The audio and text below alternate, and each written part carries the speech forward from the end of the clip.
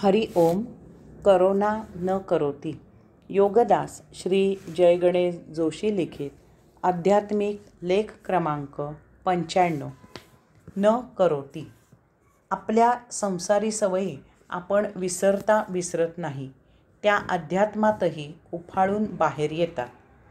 एका भिकाऱ्याची देवाला दया आली. त्याने त्याला सांगितले, तुझी झोळी पसर आणि मोहरा घे. भिकाऱ्याने झोळी पसरली. देवाने ओंजळ भरून त्यात मोहरा घातल्या. भिकारी म्हणाला, आणखी दे. देव म्हणाला, जमिनीवर पडल्या तर त्यांची माती होईल. तरीही भिकाऱ्याचे हाव काही थांबले नाही. तो म्हणाला, घाल आणखी. ती जीर्ण झोळी फाटली आणि सर्व मोहरांची माती झाली.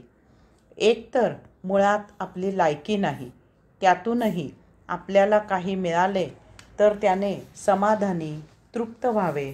जे मिळाले त्याचा देणाऱ्याला दुवा देत आनंद घ्यावा. भक्ताने हे लक्षात घ्यावे. त्याला जेव्हा प्रथम दर्शन होते तेव्हा तो त्या क्षणभर दर्शनाने तृप्त होत नाही.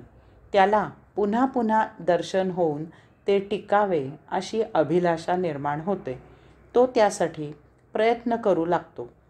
तसे काही घडत नाही आणि दार्शनिक होऊनही हा रीता राहतो. अरे भक्ता, त्या क्षणभर दर्शनाचा आनंदाने आस्वाद घेतलास, परमात्म्याला भावभक्तीने धन्यवाद दिलेस, तर त्याच क्षणभरामधून दुसरा आणि मग तिसरा आणि मग अशा दर्शन क्षणांची मालिका सुरू होते. आजमधूनच आपोआप उद्या सुरू होतो. तू करून काही होणार नाही. न करोती तत्व समजून घे. लेख क्रमांक 96. न करोती.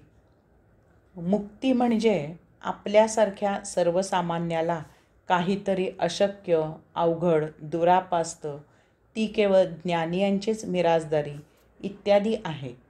ती इतकी अतिउच्च आहे की सामान्यांनी त्या वाटेला जाऊ नये, असाच गैरसमज भक्तांचा झालेला असतो. तथापि भक्तांनी मुक्ती म्हणजे नेमके काय आहे ते जाणून घ्यावे आणि ती प्राप्त करण्यासाठी जरूर प्रयत्न करावा. मुक्ती म्हणजे अन्य कोणापासून सुटका करून घेणे नसून स्वतःपासूनच सुटका करून घेणे आहे. कोणत्याही वस्तूपासून जड सुटका करून घेणे नसून कोणत्याही गोष्टीपासून सूक्ष्म सुटका करून घेणे नसून आपण यापासून फक्त दूर होणे आहे. आपण अलिप्त राहणे आहे. कशाचाही त्याग करणे नाही. हे न करोती आहे.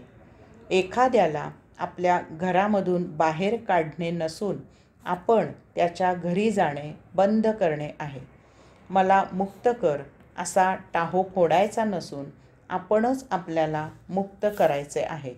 आपली मुक्ती कोणाच्याही हाती द्यायची नसून ती फक्त आपल्याच हाती आहे हे ओळखणे आहे.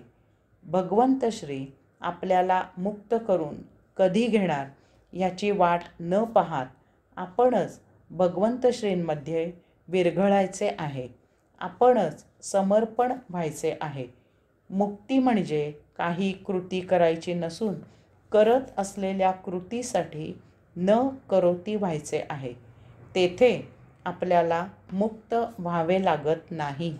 भगवंत श्री मुक्त करतात. हरि ओम.